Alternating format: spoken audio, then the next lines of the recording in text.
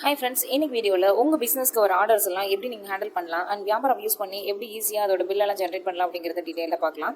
அதுக்கு முன்னாடி கமெண்ட்டில் வியாபாரம் டவுன்லோட் பண்ணுற லிங்க் கொடுத்துருக்கேன். லிங்கை ப்ரெஸ் பண்ணி வியாபாரம் டவுன்லோட் பண்ணிக்கோங்க.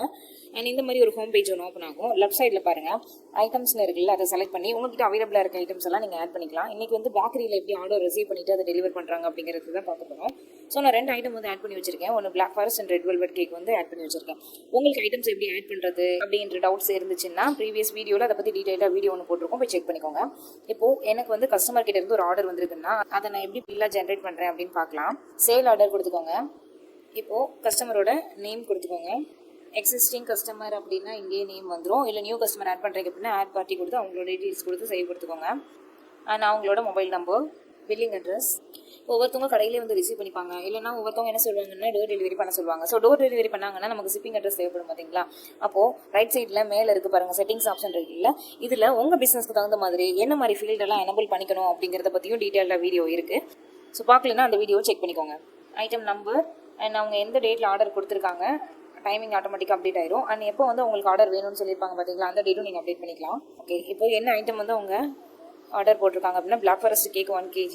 ஸோ அமௌண்ட் வந்து அப்ளை ஆயிடுச்சு. இப்போது இந்த மாதிரி கேக் பண்ணுறதுக்கு அட்வான்ஸ் அமௌண்ட் நீங்கள் ரிசீவ் பண்ணுறீங்க அப்படின்னா எவ்வளோ அமௌண்ட் வந்து அட்வான்ஸாக பே பண்ணியிருக்காங்க அப்படிங்கிறதே நீங்கள் அப்டேட் பண்ணிக்கலாம். இப்போ 300 rupees அவங்க பே பண்ணிட்டாங்க அப்படின்னா பேலன்ஸ் வந்து 1000 rupees அவங்க கொடுக்கணும் அப்படிங்கிறது டீட்டெயிலாக இங்கே தெரிஞ்சுக்கலாம். ஓகே, இந்த டீட்டெயில்ஸ் எல்லாம் ஃபில் பண்ணதுக்கப்புறம் சேவ் கொடுத்துக்கோங்க. இப்போ நம்மளோட சேல் ஆர்டரோட இன்வாய்ஸ் ரெடி ஆயிடுச்சு. பார்த்தீங்களா, இந்த இடத்துல இந்த பார்ட்டியோட நேம், என்ன டேட்டு, எந்த due date and total amount எவ்வளோ, பேலன்ஸ் எவ்வளோ அப்படிங்கிறது நமக்கு டீட்டெயிலாக காமிச்சிருச்சு. இப்போ வந்து இந்த ஆர்டர் வந்து நீங்கள் கொடுத்துட்டீங்க அப்படின்னா கன்வெர்ட் டு சேல் இருக்குது பார்த்தீங்களா, அதை கொடுத்துட்டு பேலன்ஸ் அமௌண்ட்டும் ரிசீவ் பண்ண மாதிரி நீங்கள் கொடுத்துடணும். சேம் எதையும் நீங்கள் சேஞ்ச் பண்ண வேணாம். ஸோ ரிசீவ்ல போயிட்டு அமௌண்ட் மட்டும் ஃபுல் அமௌண்ட் நீங்கள் ரிசீவ் பண்ணிட்டீங்கன்னு சொல்லிட்டு கேஷ் டைப் என்ன அப்படிங்கிறதும் சேஞ்ச் பண்ணிக்கலாம். சேஞ்ச் பண்ணிட்டு சேவ் கொடுத்தீங்க அப்படின்னா கஸ்டமரோட நம்பருக்குமே மெசேஜ் போயிடும், நம்ம இன்வாய்ஸ் ரெடி ஆயிடுச்சு. ஸோ அந்த ஆர்டர் வந்து டெலிவர் பண்ணதுக்கப்புறம் இன்வாய்ஸஸ் ஜென்ரேட் ஆயிடுச்சு.